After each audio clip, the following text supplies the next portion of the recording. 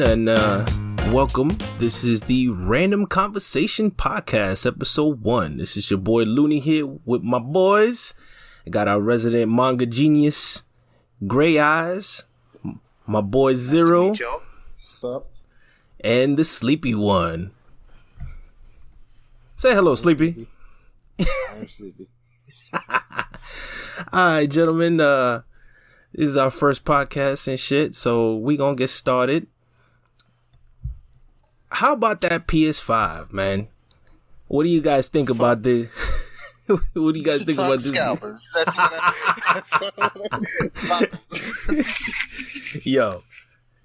This shit is crazy right now. The scalping is out of control. Nobody could find on PS5. Have any of y'all found any PS5s? Oh, yeah, I have found plenty, but they are all over $1,000 on some third-party site or eBay. And like, I'm pulling the Peter Griffin now. I just want to talk to him. I just want to talk to him. You want me punching little kids on Black Friday? Oh, don't worry, sir. You may not be able to get, a physical copy of the PS5. You can always buy a photo of it. Zero, how much was it going for again, Zero? About $600. See? Damn, $600 for a photo. Hold on. What about how much was the box going for, Zero? About $1,200. Jesus, Lord of mercy. Yo, this That's what to live without a soul. Interesting. This scalping shit is really getting out of control. I seen one that's like worth 15 racks right now, 1,500. Yeah, like there's no reason for it. There's no justifying it. I'm just angry because I want it so bad, and there's no way I can get it. Like, although at the same time, this might be deserved because I am of the camp where people on Twitter are being like, "Oh, just remember when you get this PS5, you're potentially taking a gift for a small child under the Christmas tree. No kid deserves a $500 gift." And it's not just the $500. You got to buy the extra controller, might have to get some accessories, and buy the $70 games. We all say in unison, "Fuck them kids." Hey, parents promise to get their child their system for Christmas. They said nothing about games. Listen, look, all I'm saying is, across America, there may be a child out there that does have some PS5 grades, but if he's got them grades for that PS5, he's got some adult understanding. So he know he ain't getting it. Jesus. Little Billy has come to terms with that already, and that gives me great solace. Now, if little Matthew was in the store with hope in his eyes, I will drop kick the mess out of him. Maybe he'll get some sternum reconstruction for Christmas. I mean, if you happen to be one of those people, who has a job of actually delivering and stealing these things, you may get yourself your hands on one. Yeah. Look out for those who find you, post your address and send some friends over. But these are what happens when you do something that's crazy. There was the news update that Amazon is officially investigating those thefts from the drivers, and I really hope they get buried under the prison, put them right besides the rapists and pedophiles, because it's. Don't you think that's a little excessive? Listen, the anger I have in my heart and the unavailability to get this. I've been a good man. I've done good things. I've given money to charity once. I think that's very subjective here. I've been a good boy. Let me have this. Look, I'm just saying, my crimes will never come to light. On the surface, I am a good person. Oh, man, son. This shit is just out of control, man. See, this is why I'm just gonna take my time. I'm gonna be patient, and I advise everybody to just be patient. By next year, possibly early next year, there's gonna be more than enough sisters going around. Besides, with all the shit that's been going on with, the disk drives messing up, the noises coming from the PS5s, PS5 shutting down, I haven't really heard any too many other issues with the Xbox, but it's pretty much on the same route. It's like you're gonna get some these defective products, so I'm just waiting for them to, work out the kinks for it. I ain't in a rush. Well, one thing I will throw out there about Xbox, the only defective thing they have is pretty dumb owners, because Microsoft did have to tweet out, do not blow vape juice or vape smoke into your Xbox intake.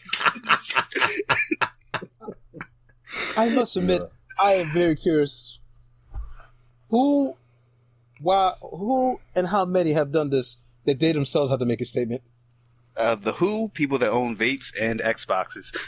I like to believe not everybody who does it is that asinine, stupid, and what's what I'm looking for here? Should not be around technology, but what do I know? Oh, no, they bought it. They can do what they want with it. If they play it in the bathtub, that's on them. I don't think they're going to get a refund. Oh, but to take it back to the Scalpers real quick, I was reading earlier, PS5's releasing in the foreign market. I think it's today or tomorrow, right? Or was it yesterday? It's one of those. Yesterday, today, or tomorrow. And some Scalpers, I think England, London-based, European area, they had already tweeted out that they had secured 2,500 units and that very same day had bought it and gotten another 1,000 on the way in. So just bragging. Again, absolutely hate Scalpers. Do not give them a single red dime. But if you happen to be of lesser morals, I will be offering suggestions after the podcast. Jesus Christ. That's what you can do. This shit crazy. I'm just saying. Yo, this shit, I think this shit is getting out of control. Like I said, I say everybody just be patient. I agree with Gray. Yo, my thing was, did you guys hear about the Scalpers getting robbed? And then Canada, yeah. And then Vice. No, I heard nothing about that. I've never been around a scalper that had been robbed. I've been home all day. I don't think I've known any Scalpers, but I can't rule out that I haven't. Yo, and I heard I was hearing looking at things that not only the Scalpers getting robbed, but customers trying to buy from the Scalpers are getting robbed. This vice versa. Both of them are doing. Yo, it's just getting out of control, man. For real. Just be patient. That's why I'm trying to be patient and stick with my legitimate sources, but if I see someone that I know I could take in a fight, just standing and waiting for their fight, the temptation's too great. Yeah, I hear that, man. Well, speaking of PS5 or Xbox, any games you guys waiting for? I'm waiting for that Cyberpunk, man. That shit look crazy. Oh my god. Cyberpunk does look immaculate, but as far as speculating games, I have this thing where I try not to spoil myself with too much content. Because I've seen when just perusing YouTube for fun, it's 20 locations in new Miles Morales Spider-Man game that blah blah blah blah blah. I gotta click off that shit and get it away. And then all the new revealed trailers for Cyberpunk 2077. Now, I was a little bit more weak with that one simply because they leaked out if you play the game and aren't trying to speedrun it, you got about 147, 157 hours of gameplay. I think 160 was the top. Was topped out around 160, and the replayability looks crazy because not only you can play it any way you want. No, go ahead. You can play any way you want, and then on top of that, what drew my attention is which lifestyle you're gonna pick. I think one was the Nomad, the Corpus, and the Street Punks or something like that? Yeah, the Street Kid. Street Kid. See, that, with all the content that they're putting out, all the options, and what was the major thing that people were getting upset about? The customized, I can't whistle. Customized, customizable men and lady parts. Yeah, you know what? That's good. The customizable underwear filler. To be honest, I never thought I would live long enough to be told, there's a video game out there where you customize the junk. You mean the size? That's one part of it. Huh. All right. So look, As a group, men have already forced the possible value of dick pics to plummet into the ground and dig underneath the mantle. I can't imagine the immaturity of guys getting their hands on 2077 and be like, bro, let me show you my dick. You're not going to believe it. It's got engines. It's got flames. I put lightning stickers on it. It's amazing. I'm about to be backpedaling a lot here, but being what happened when this game was released, or was it before it got released, Spore, and what do people do? Say you can make any type of life form. What do you mean? Did you really make people look like? Yeah, we gotta fix this. Didn't even take a week. Did not even take a week, people. People made the games themselves already got them thinking, we gotta take care of this now.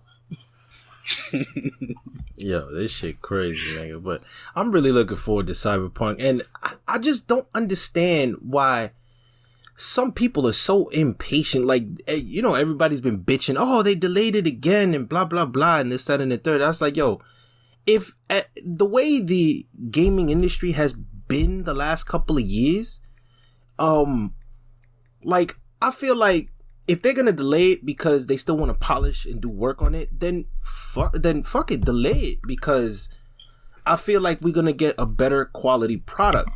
Yo, I'm gonna give you I love Marvel's Avengers, but that game is essentially dead in the water a month into its release, because after you do the campaign and you farm for gear, you do the same thing over and over again.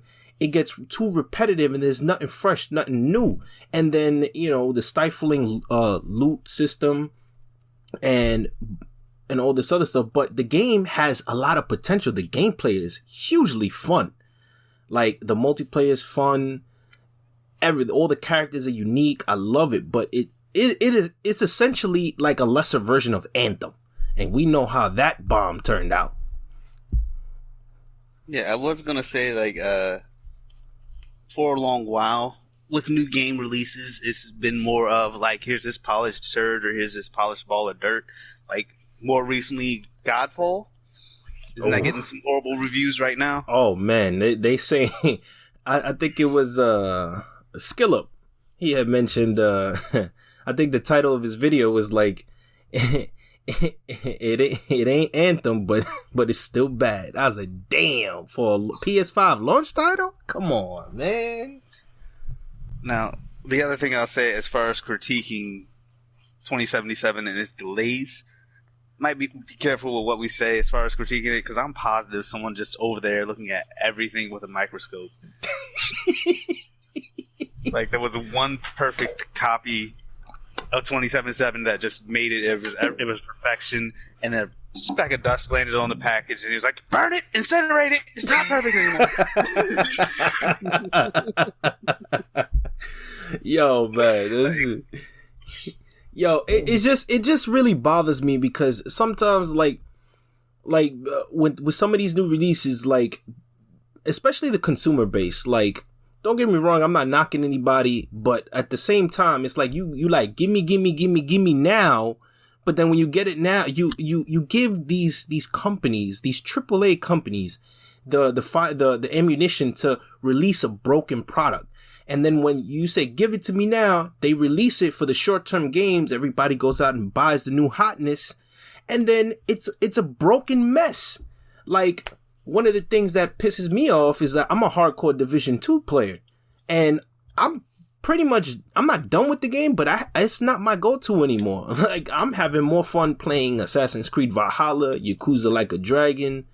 I've even played Marvel's Avengers a little bit more than Division, like, cause that's a whole nother ball game. It's just like, it's too many bugs, not enough polishing, rush out the system. You got the pay to win mechanics. It's just like, enough is enough, man. Like, just be patient, and I'm sure we can trust in CD Projekt Red to deliver us a good quality project. Shit, look at The Witcher 3. To this day, I still play that. That game is amazing. And that's just talking about the base game. That's not even going into the deals, the downloadable content that they added in later. Yeah. Isn't that going to be going to the PS5 also? Yeah, that's one of those So. I believe so. Yeah, and I'm looking forward to it. Like, I got the TV for the games. I just ain't got the system. I want to go ahead and have that 4K clarity. You gonna drop kick some little kids, man? Poor little Timmy walking out with a PS4. Here comes Gray from the side off the top rope. He killed him. You mean the PS5? Oh, PS5. My boy, my bad. If an adult is irresponsible enough to let their child go into the madhouse on Black Friday and hold something that valuable without protection, like, I'd have to think twice if little Timmy got a Glock and he's protecting his systems. All right, respect, little Timmy, respect. I gotta come at you from your blind side. But if he's just there naked, I can down him, get the system, and book it before his parents even are aware of anything happening. Holy shit. Well, as far as video games, I'm hyped for 2077. Are you guys hyped for 2027? Because I'm hyped for 2027. Cyberpunk. Yeah, Cyberpunk's looking immaculate. I am looking forward to my Miles Morales. I have been for quite some time since I saw him in the first Spider-Man game. It's actually pretty good. Even on the PS4 version, which I own, it's actually very, very good. Mm-hmm. Also looking forward to that Deathloop when it comes out. Yeah, definitely. Let's see about some of the games maybe in 2021 that we know about that's coming out. Maybe some predictions. Hopefully. Hopefully. Do you want realistic predictions or? Go ahead, shoot. Yes, realistic. Shoot, Nicky, shoot. No. I was just saying, like, if we're staying within the realm of reality, shit. Of course, I'm looking forward to another Tekken. That is my game. I can go ahead and throw hands with any one of y'all. We do not speak about Tekken in this. Actually, if we're on that subject, we think will happen first? PS5 Tekken 7, or an actual next installment, or possible another Tekken tag? I would say I would go. I would say they would just port Tekken 7 upgrade it up to the PS5 specs because they're still going on with the seasons and releasing new characters. So sure. If they do anything new, maybe a Tekken tag, that would be nice. Yeah, I could see them doing another Tekken tag like before a next installment. That's normally their MO. Because like what was it? Tekken 1, Tekken 2, Tekken 3, and then that was the Tekken Tag Tournament 1. Mm-hmm. Then we had 5, 6, Tekken Tag Tournament 2, 7. It should be like something a little bit after that.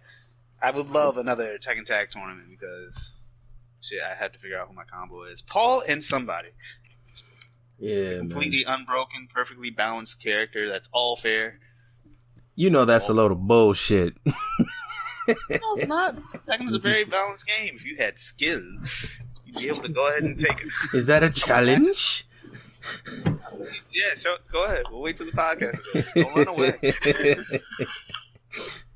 away.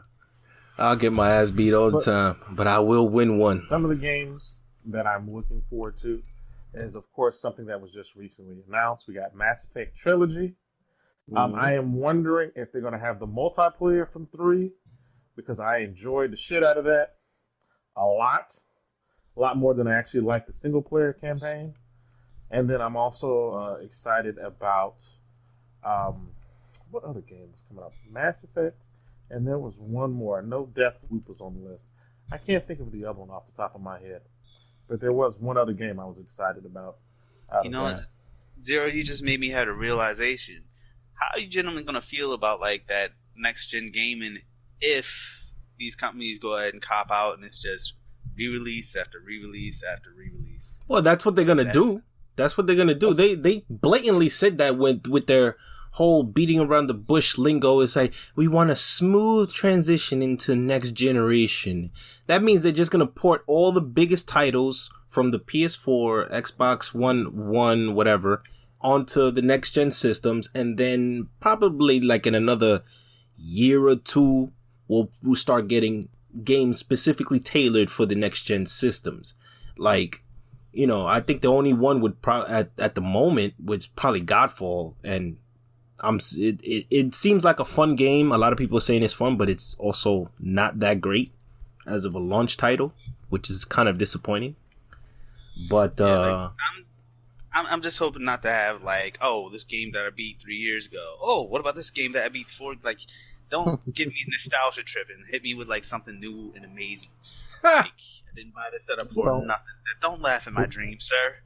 Don't laugh at my dreams. We already know what they're doing. They're gonna remake Resident Evil 4. That's supposed to be a remake. I'm still heavily against 4. Not that in any way, shape, or form I think it's a bad game, but at this point, compared to the other Resident Evils, it's not really that old. And how many times has that thing been ported away from its original system? Yeah, PS2, PS3, and PS4. Yeah, but that game is a masterpiece. Yeah, but I don't think it needs to be made yet. Which one? I said, which one has Mr. X in it? That's 2. What's that number 2? That's 2. Nemesis is similar, but I believe scarier and not freakier looking. Look, I stopped playing Resident Evils when it was the one where you were in the house and you had that dad chasing after you. Excuse me, so that's the first one. Yeah. You know, like it made me into a coward. I don't like scary games. I remember my first experience with Resident Evil 1. Lou over here gave me control, said play for a few minutes. I remember saying, all right, let's go upstairs. Hey, that guy looks fine. Why is there something eating his stomach? Oh, forget this. Went outside. You know what? Screw you guys, I'm going home. There are dogs outside the door. There are zombie dogs outside the door. Lou, I don't want to play this anymore. I haven't touched that game until Resident Evil 4 came along. Yeah, Sleepy. He's always like watching them instead of playing them. I beat the original, 2, 3, Code Veronica, like all the originals, classics. No, let me be clear. The only one. But, Go ahead, Gary. I would say I did beat it, but like I was a chain smoker afterward. I can't do that again. Listen, the only one that I refuse to play because it watching a friend of mine, see, that first person view, and if you play with like all the sound going into your headset, and you hear all the creepy noises of the house and your environment, like truths, like I was petrified. That shit is just crazy. All right, so you saying you wouldn't play that on console then? Quiet you. No, I'm saying I want some clarity. You're saying you would not play that on console? On console? Nor real life, sir. I wasn't going to offer real life. I was just going to say like VR is an option. Man, no. Go ahead, Hell show your no. bravery. Hell no. I did that PT demo when it was out. I still got it. That shit is scary as hell till this day. Oh, goddamn Konami.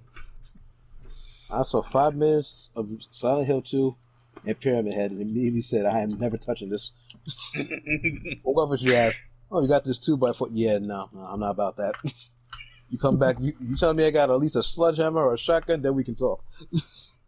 Oh man, realistic horror games from a coward's point of view. It's like Resident Evil 1. You want me to take this camera to an abandoned house where a lot of people died and disappeared in the middle of a night. How much are you paying? Minimum wage? You know what? Yeah, I'll meet you guys there. The reason I would pick, in the sense of actually playing and being committed, Dead Rising, something like Dead Rising compared to Resident Evil. Dead Rising, for the most part, they take it as a joke. And in its goofy nature, you really start going above beyond in outlandish.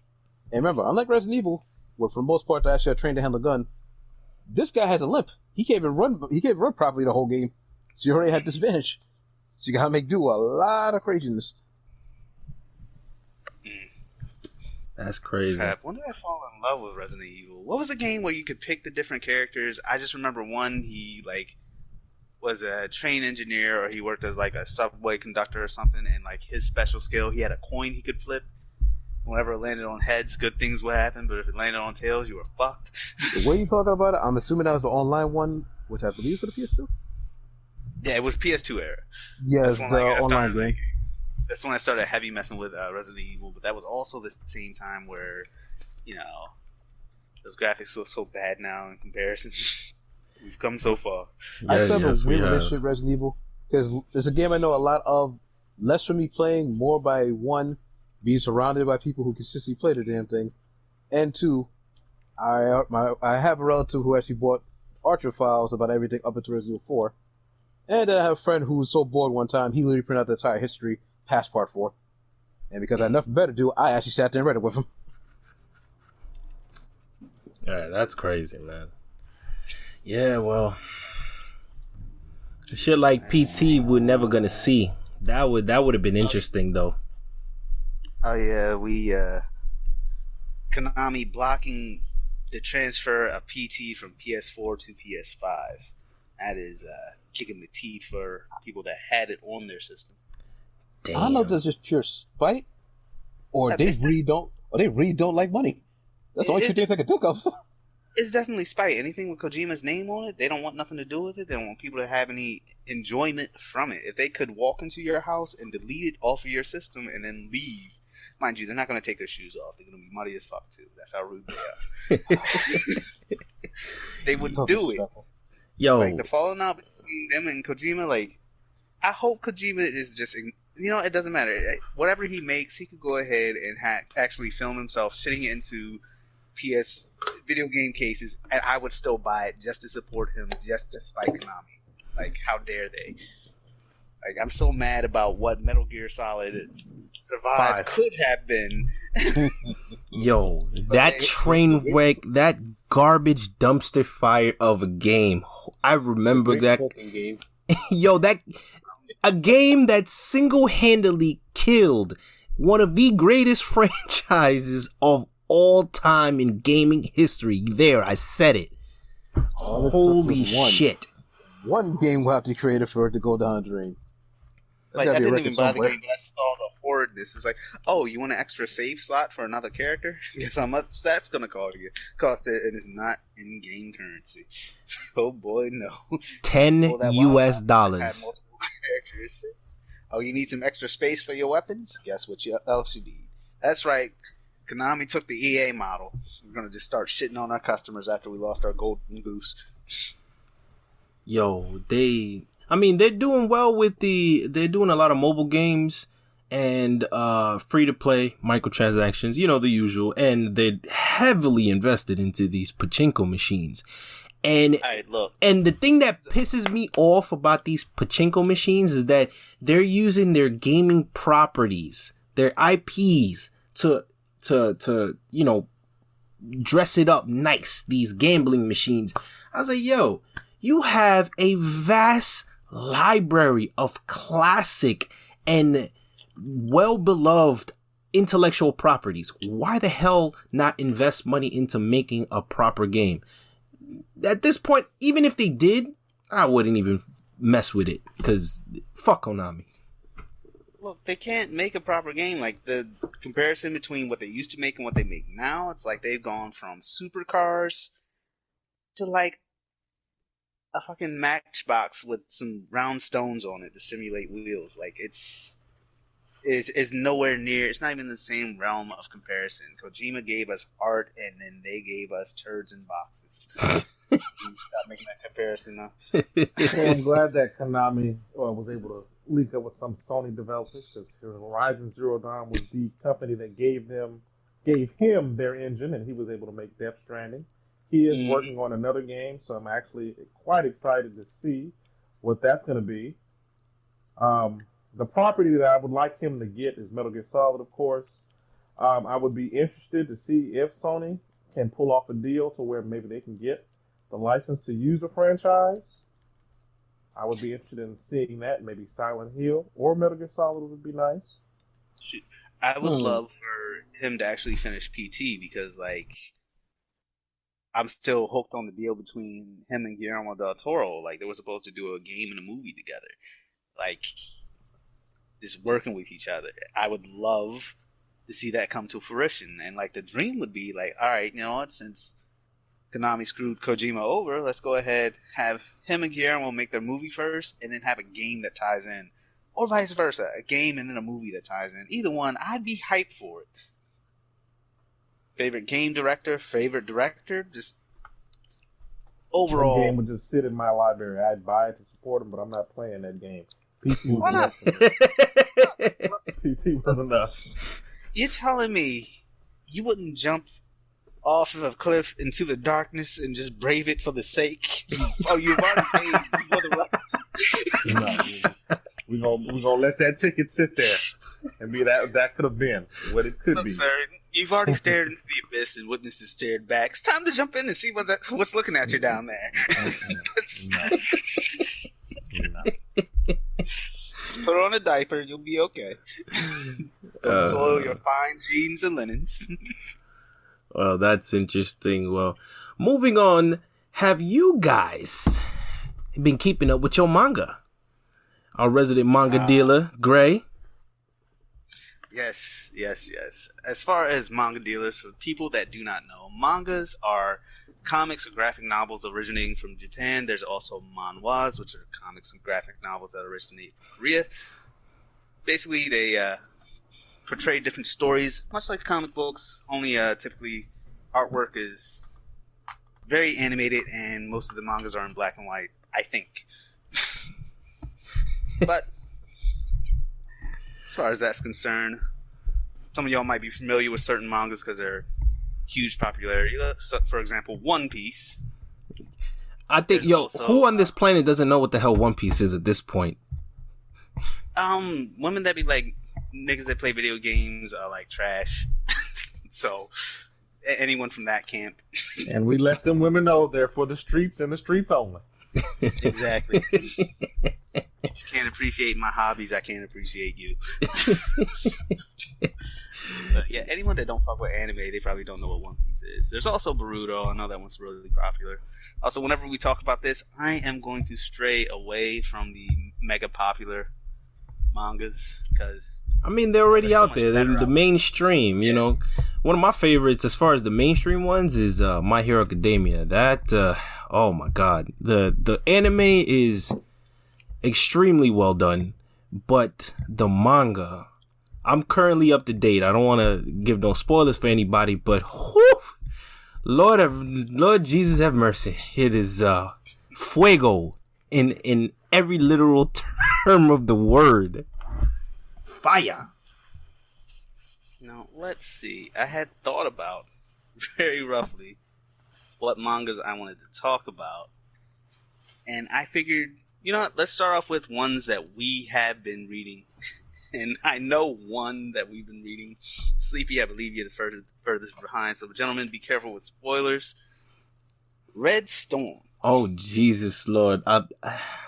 Well, we can't we can't talk about Red Storm without first talking about Peerless Dad.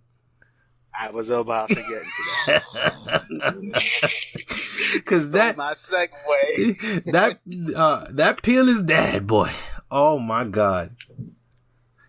Alright, so Peerless Dad plays into a storyline of basically martial arts with cultivators, or some form of cultivators. They live in the Miram world. Miram is just like, alright, these people have practiced martial arts so much that they can do otherworldly things, break the laws of physics, and ridiculously strong.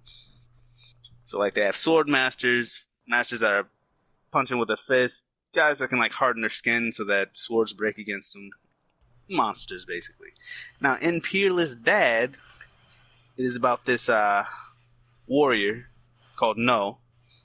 He has a wife and before he gets his wife, let me go ahead and keep things chronological.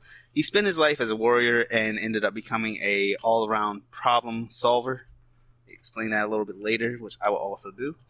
And he ends up meeting the woman of his dreams, fall in love with her, getting married, leaving the warrior way behind and trying to get a stable life for his wife. And then she gets pregnant, has triplets, sadly passes away when she has the triplets. And it's now a story about Warrior No doing his best to go ahead and have a job to provide for his children while keeping them away from the warrior life that he has developed himself, which he fails miserably. Now, the reason I bring it up is because one of the characters in Peerless Dad practiced martial arts his entire life and ended up managing to ascend to a higher plane, and that higher plane that he ends up going to happens to be the world of Red Storm. And since I want to talk about Red Storm before Peerless Dad, let's get to that. That's why I left things. So, gentlemen. Yes. How far are you in Red Storm Sleepy? We gotta go ahead and limit ourselves because no spoilers. Whew. Let me see here. Last Son, did you do your homework?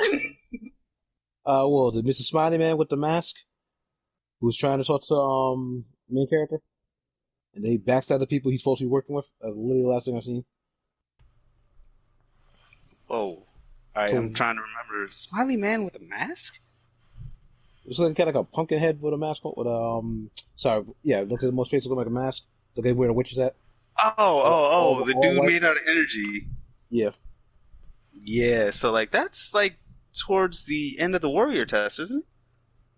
I believe it's after he finishes hanging out with the guy who explains more about, more magic in the world. Winnie. And the guy basically is simpleton, but just as strong. Oh, right, so Winnie and Luke. Yep. Yeah.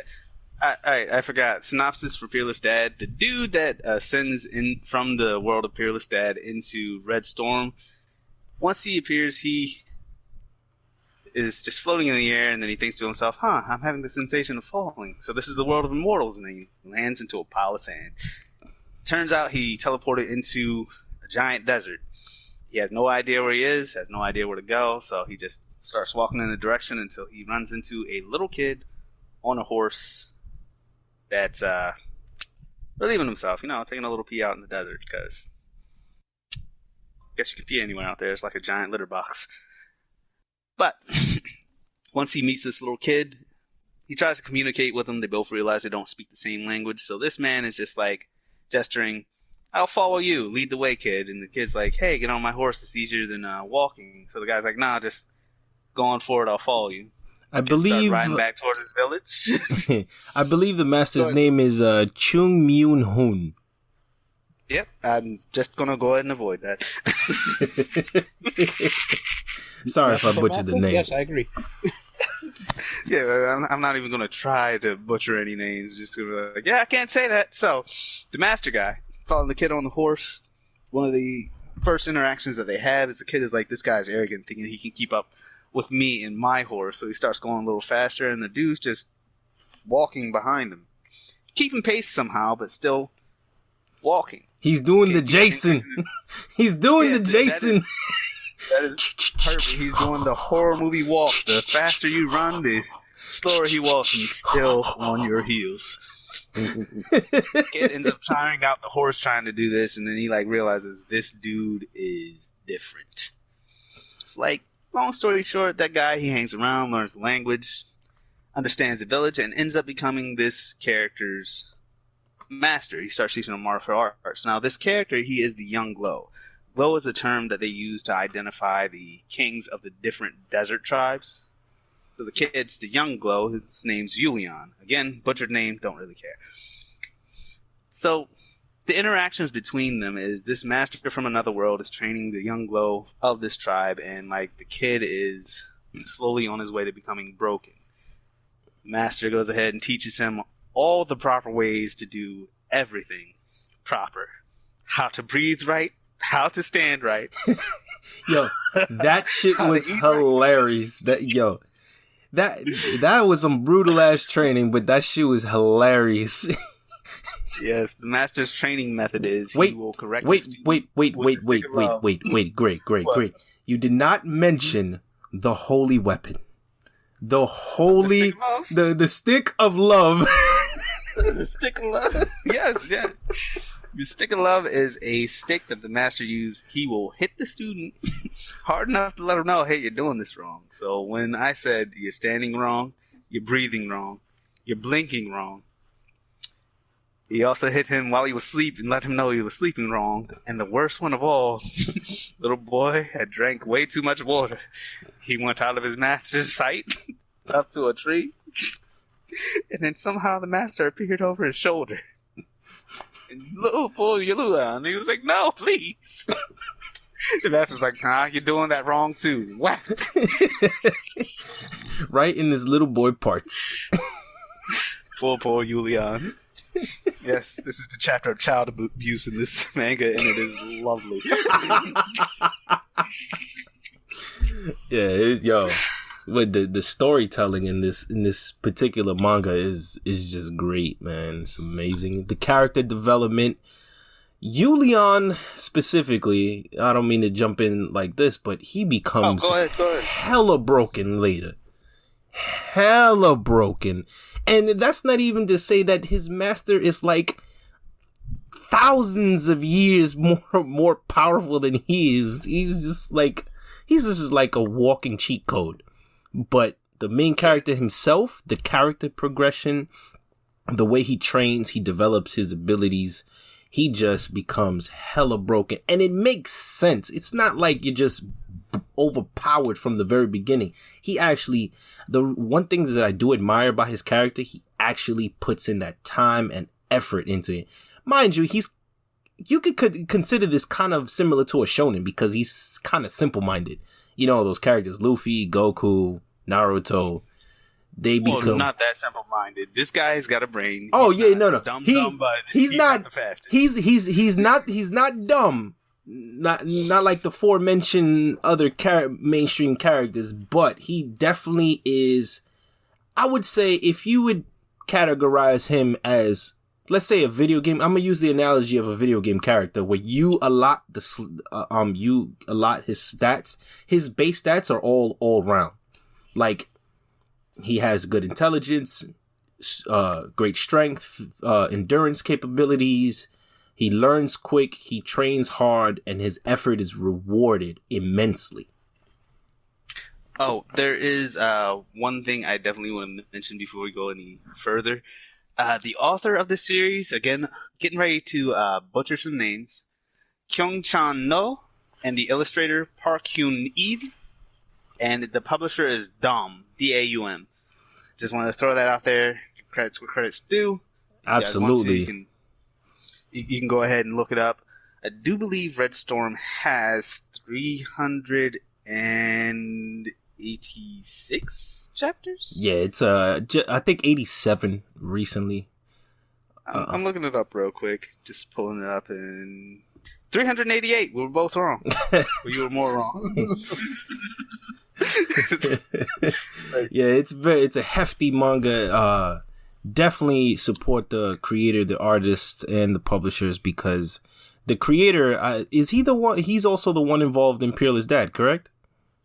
I'm about to look at that. I just thought about it. Because that story transition is amazing. Like, just taking another character from a different story and just throwing him somewhere else and just making something whole new creative. I love, as far as Red Storm is concerned, I love how everything is set up. They have the different types of tribes in the desert.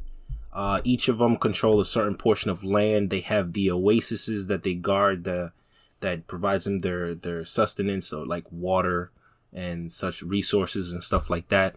And the battles, oh my god, the battles.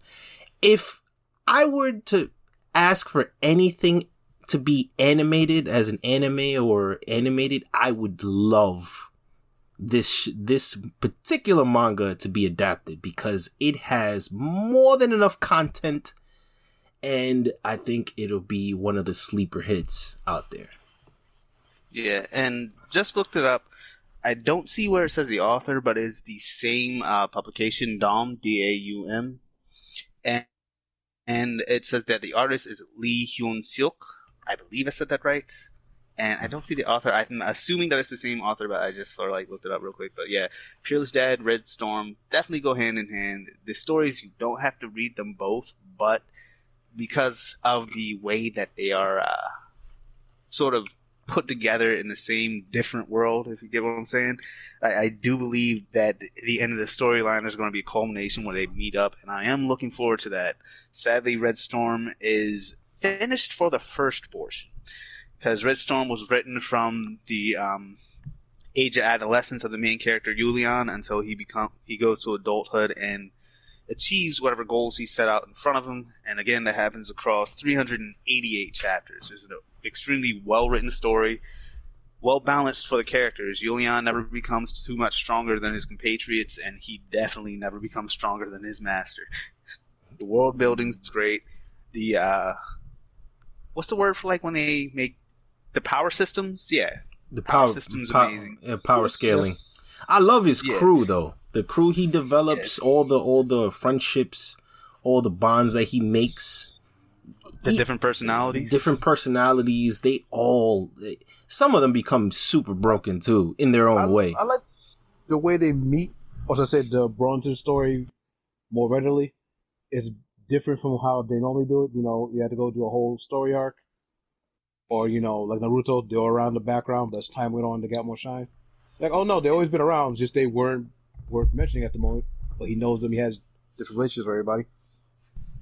It's like the way the characters are put into the story is extremely comfortable. Like, I don't know if anyone's ever been in this situation where they're at a party or like in a new environment with a group of people they're familiar with, and then like somebody just seamlessly slides into the circle that you're talking in and is like, "Hi, I'm Dave," and you're like, "Hi, Dave," and now Dave is just part of the conversation, and it's normal. Comfortable having Dave here now. Oh, I could say a couple times. Maybe not exactly at a party, but yeah, I could say it's hanging out with some people and someone else popped up. And Yeah, no like- one who's hit about it, like, huh, you feel like you've been here all this time. Yeah, it's never uncomfortable having a new character show up, but there are some that just come out of nowhere, like my boy Flint. Oh Lord, the other sleepy one. The main sleepy one. Like again, Threat, he's another overpowered character. I won't get into too much about him, but my boy, I love him so much. He sleeps for more than 14 hours a day and will never lose a fight. Oh man, I still fight you and say my number one character still is Treckle. Mind you, not the strongest, not the most powerful, but probably the most logical person besides Master about how to handle things. Knows when he can fight, when he should fight, and more importantly, when Shut up, Gray. I'm about to die. What? The moment struck me. I felt it in my spirit. Can I finish? let him finish. Go ahead. Okay, Finish. finish. Go ahead. All right, so let's see. A little bit of moving on. Honorable mentions? No, not honorable mentions. Let's see. I'll go ahead and take a moment to talk about one of the mangas where I'm positive you gentlemen have not started reading this one. Let's see. What are you called again? About to butcher a name. Come on. Shangri-La, Frontier, Kosogi, Hunter, Kamige ni Idoman Tosu. Yeah, you're gonna have to send me that later. Oh, it's in your Discord, sir. It's in your Discord. Is that the one you gave me yesterday? No. This one is basically it's a VR MMO type manga, basically virtual reality, massive multiplayer online. It centers around that. So the main character, he's playing a game. It's a MMO style game. The reason they say VR in front is it's like the very popular Sword Art Online, where they have the headset gear and they actually dive into the game and they use their mind to move the characters' bodies like it's their own. So this one, very unique. I haven't told these guys about it yet. I might have mentioned it in passing, but haven't gone all the way into it. The main character, he is college student studying VR tech and game development, and in this world, it's very game centric. Like, it's a gamer's wet dream. Like, the better you are at video games, or the more, deep. The more you love video games, the more it's of a hobby. It's no longer like, oh, you're some weird basement dweller that only plays video games and doesn't have a life. It's more along the lines of, oh, you're probably going to end up making your own game and like becoming massively rich and popular. So you're a gamer. That's cool. Like, it's sort of like reverse. Jocks aren't appreciated as much. But the main theme with this character, instead of playing regular video games, he loves horribly made video games. Much like how we were talking about the PS5 and its releases, some of the hot garbage that are coming out. Hot garbage? he dives headfirst into that dumpster fire of trash games and just finds a way to triumph them all. That's his hobby. He loves playing garbage games and doing well in them. That sounds very interesting. Yeah, but the opening of this manga is just establishing that this main character, he loves playing trash games, and the owner of a game store just asks him offhandedly, like, hey, since you love playing trash games, why don't you try playing a really good game? You know, go ahead and, since you learned how to enjoy trash games so much, why don't you play a really good game? Because I know you'd enjoy it more than regular people. Because you don't have to, like, complain about bugs or some messed up system or horrible drop rates, whatever glitches or characteristics of a bad game ruin a game. So he ends up playing this new VR game. It's very popular. Don't remember the name. I should probably have wrote this shit down. But he ends up making a character, and like, with his experience in gaming, some of the things he does that most players would see as weird, he sees as like giving himself the most advantages. Like, he decides to sell all of the starting equipment for his character so that he can start with more money and buy better weapons. And like, he only goes in with the bare minimum. He picks a rogue wanderer type character, so he starts outside of a town in a forest that's like really close to the town.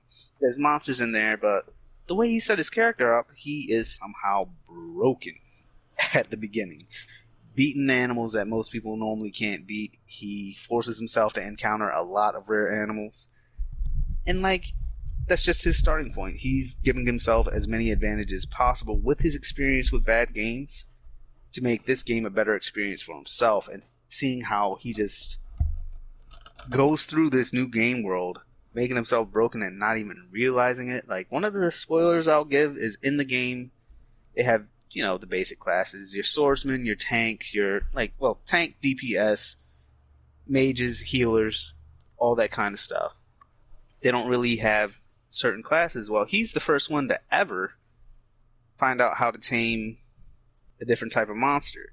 Like, the monsters that they can tame in game are either a cat or a dog. He's walking around with a rabbit that's one of the higher level enemies in the game for some reason. But he ends up taming one and has one as a companion, and that leads to some extra trouble of many guilds, many other players doing their best to track this man down and get that information. And some of the guilds are of the mindset of, if he won't tell us, we'll just keep track of when he logs in and kill him until he finally either gives up on the game and gives us the information, or, wait, why is this a good idea?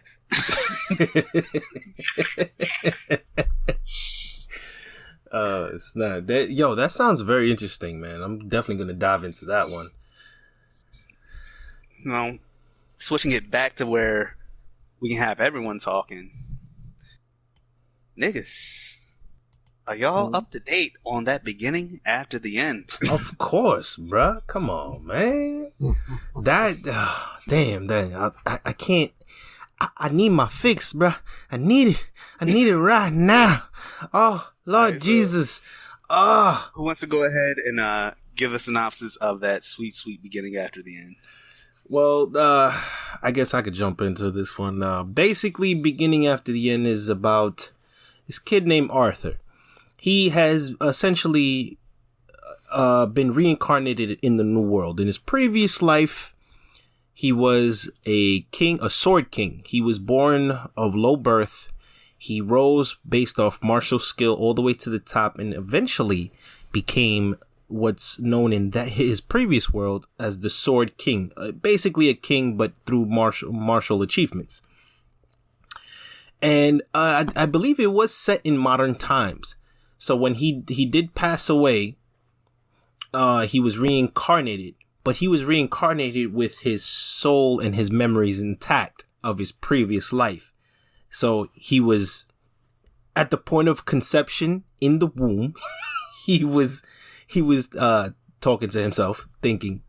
When he was born as a kid, he couldn't speak essentially as you know, babies, but you could read and hear his inner monologue. So, and as he learned about this world, he gets more and more interested in it, especially with magic and how people have mana and they essentially go up levels of mana. And what was it called? A spirit core or something like that? Yeah, they have a mana core. A mana core.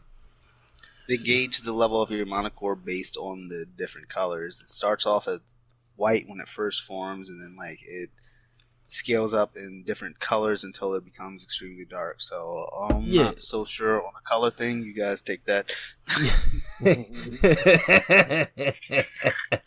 So essentially, he as a child, as a toddler, he starts getting interested in it because his parents just happen to be retired adventurers, and they're actually not that bad. They're actually really good adventurers. They was part of this group before, and they just retired, living the life, whatever, and so on. So he gets to sneaking out of his crib as a toddler in the middle of the night, going into his mother and father's study just to read all these books, and his mother keeps catching him. And what gets me is every time she be, how did you get out of your crib? Yeah, no.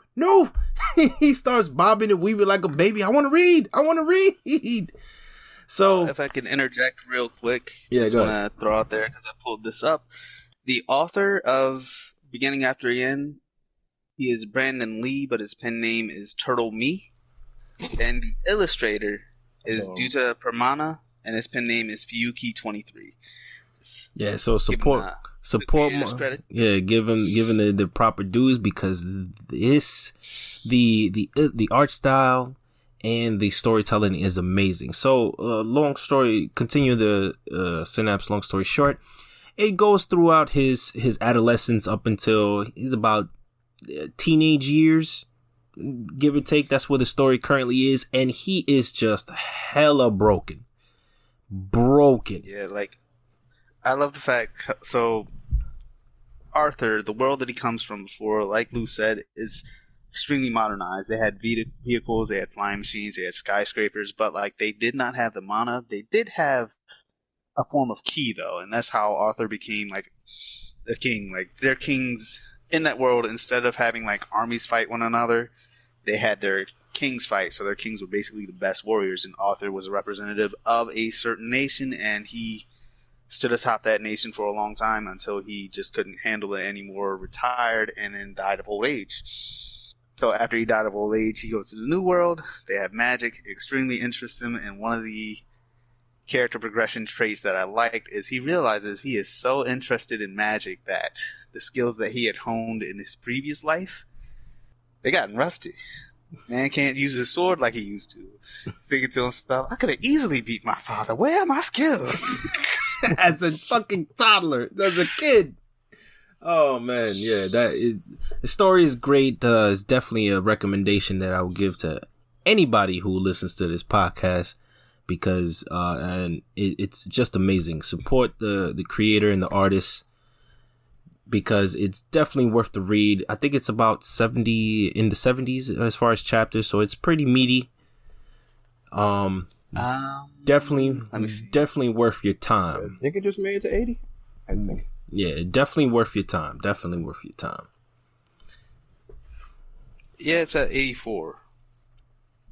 Oh, I almost had a quick heart murmur. I looked and saw that there was a chapter I didn't read. I checked the date. I was like, this is nice podcast. Gotta go, guys. Gotta go. So, yeah. Well, speaking of mangas, let me introduce one. No, as the final recommendation of today's podcast, what about Weak Hero? Come on, man. My man, Gray. And not this Gray that's on the podcast. I'm talking about Gray, the main protagonist of a manhwa called Weak Hero. 1 second. I just want to throw something out there. In the beginning, after the end, in his current life, the main character's name is Arthur Lewin, but when he was a king of nations, he was known as King Gray. So notice they pattern in there. Most of the good mangas that are highly recommended, they have main characters named Gray because they are amazing. Hey, Gray, I believe I see that your head is getting a little swole there. No, that can't be good. With it firmly placed up my ass like this?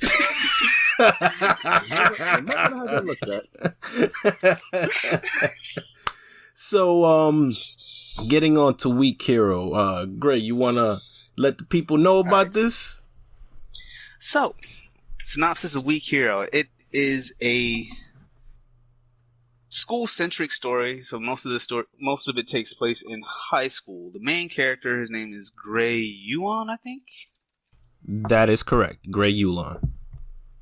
Yeah. So his backstory. Well, wait. Before I start, let me go ahead and pull up the proper info because I've been doing this. I think it's more introduction than backstory. You know, kind of wait a while for that to go over that. All right. So basically, the story of Weak Hero. Gray, he is a new student in a school, and the school is basically full of delinquents. Students run the show. So there's nothing but bullies. They have their own hierarchy, and basically somehow in the story the gangs have unionized. So all the schools have gangs.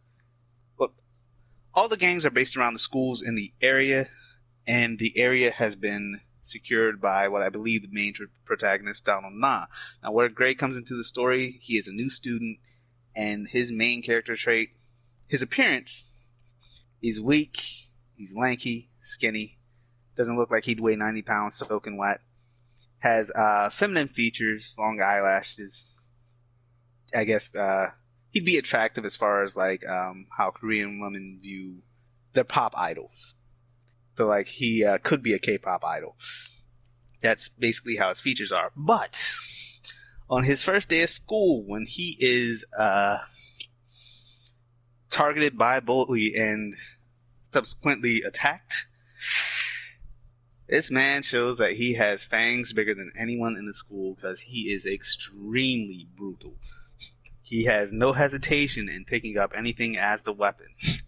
So his first confrontation with a student, he simply takes off his belt, somehow manages to tie this man's arms behind his back, and slaps him in the face until it becomes a swollen, bloody mess. And the man that he beats up is, again, with the hierarchy of the school, they're the heads of the classroom, which means they're the strongest in the classroom, but that does not necessarily mean they're the strongest in the school. So on his first day, Gray took over his classroom by beating the crap out of the number one there. And that drew more attention, which is exactly what he does not want. Yeah. Now, again, with this story, Gray, he becomes this way, and you'll see it later, why he ends up becoming so brutal, but until then, I absolutely love all of his actions of brutality. Yeah, and the sad part is all this kid wants to do, he's a straight A student. All he wants to do is just sit there and study and just get through his high school years and get out and go to his university and continue whatever it is he wants to, make a career path in. But because he goes to this specific school who is full of delinquents, it's just one incident after another, and it just keeps he just keeps getting an unwanted attention to the point where it's freaking ludicrous. But it's so enjoyable based on the fact that it's like you're watching an action shown in high school battle manga with a side character as the main character. Because we have people trying to, vie for power, other people trying to show off their power. And at one case, literally one guy who's an underling of the tough guys in the group was bored and wanted to mess with somebody. Gray just happened to be walking by. And quickly as he tried to make an example of Gray made him an example, and everybody else is too stunned to even do anything about it. Because they're trying to process what just happened. Oh, yes. Well, a lot of this happens in the first or second chapter. So, I don't mind spoiling the first or second chapter. I feel like those are just establishing issues. You need to read at least 7 chapters or something to go ahead and see whether or not it's worth putting your time into. How is the story going to develop? What's going to happen next? Will I be interested for the entire time? So, for the first 2 chapters, the main character, Gray, the first guy that he beat up, the main dude, the strong one in his classroom, of course he does what the coward does. he went to his homeboys and like, yo, we gonna get this man walking home from school. And Gray was like, all right, you lose an eye, you lose a tooth, I'm gonna go ahead dislocate this kneecap, you're all done. He soundly beats the crap out of them. And like, what I absolutely love, while it might seem I'm glossing over the actual fight, is much better read. But the point I want to focus on is the fact that Gray verbally assaults these people. And I don't mean he's cussing and yelling at them. What I mean is he lets them know, look at you. All three of you gathered here.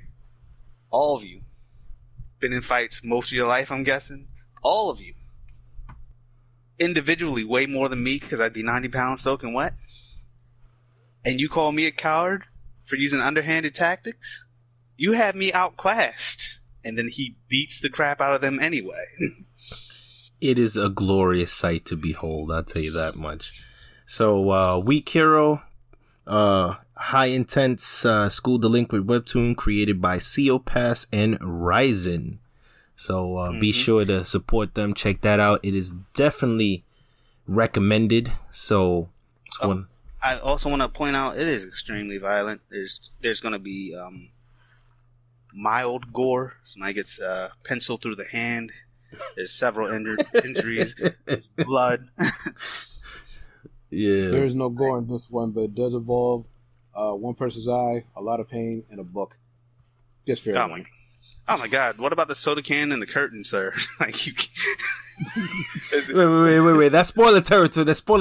Let the people. Excessive use of slapping. Look, you say it's spoiler territory. I guarantee you, anyone listening, soda can and what could you do with a soda can and a curtain? Once again, I strongly stress that is spoiler territory. Let the listeners pick it up themselves if they so choose to. Trust I me. have one little spoiler. This is a reason to keep reading.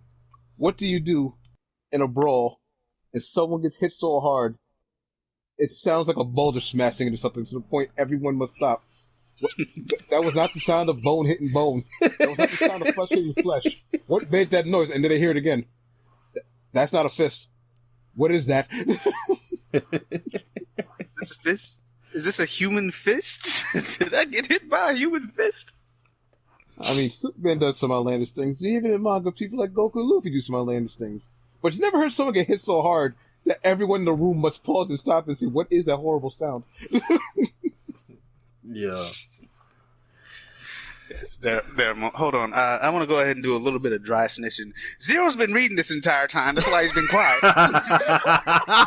Nigga, go fuck yourself. I was reading it. Go fuck yourself. Man, what's in there? Peace with the reading. Nice thing. No. So before we close out the manga segment, Zero, you seem awfully far in that manga. Would you like to tell us about it? This manga is called, what is it? On the Road of Karma? The Road of Karma, that is correct. The Road of Karma. And I'll let you figure out, Gray, the author and stuff, because you're pretty good at that. But this story is about a man that is in our modern world. And he's a regular 9-to-5 Joe. Does everything he's supposed to, and gets diagnosed with stomach cancer. He starts freaking out, and he doesn't want to do the chemo because his father passed with stomach cancer. So what he decides to do is start looking up old ways to home remedies to cure it, and he started cultivating ki. And so he was cultivating ki for quite some time, but it still didn't help. Well, one day when he was out meditating, he fell into a lake and got teleported to a different realm. And when he was in this realm, he worked a little bit differently. It started actually healing his body.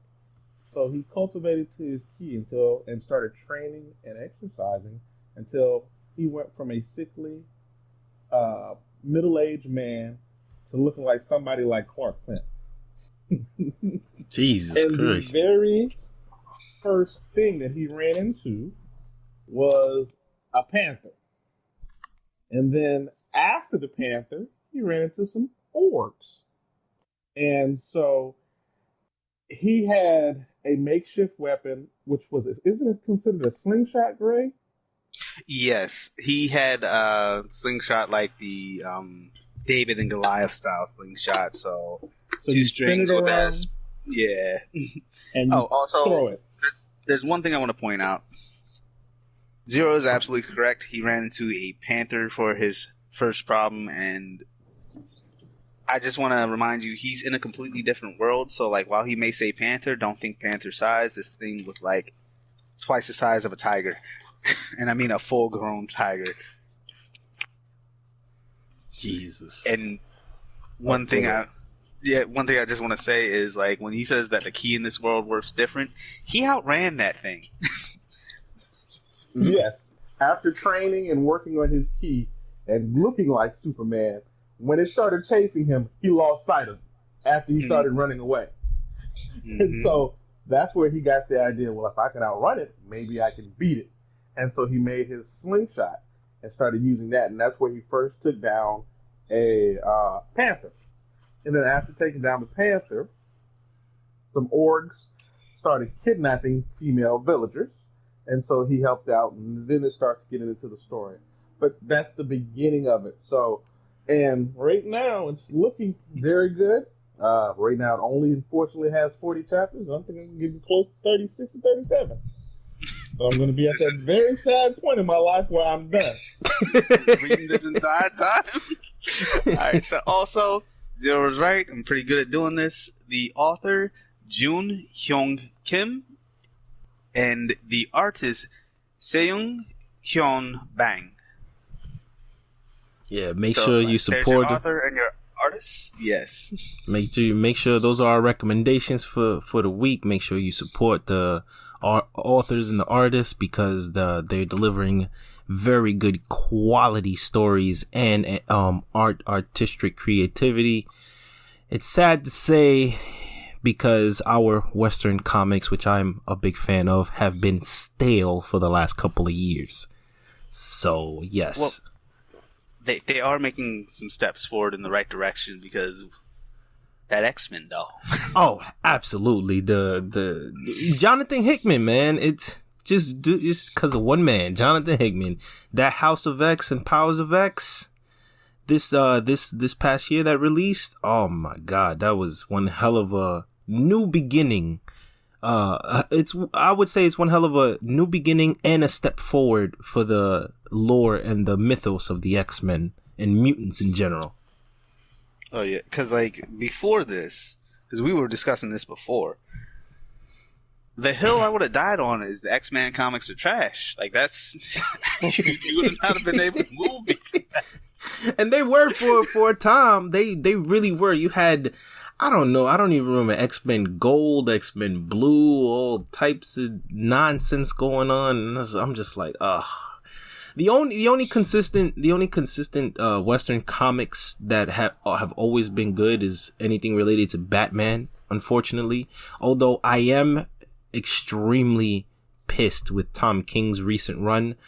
It's a long story. I don't even want to go into that, but yeah. Yes. Moving on. I've been partial to the Spider-Man comics. Like they've been my staple. They've been my fallback. I believe Spider-Man's more times have been in good graces than they have pissing people off. Yeah. Well, I also like Spider-Man and Punisher. That's where like I'd hop in between. Like I also do like some indie comics, but like that might be for a different discussion. Yeah. Yeah. Well, gentlemen, it was good to have you guys, and I guess we'll call it here for now. Ladies and gentlemen, that is Random Conversations Podcast Episode 1. Join our Discord. Link will be in the description. Like, comment, and subscribe. And we'll see you on the next one. Later, fellas. Peace. Later.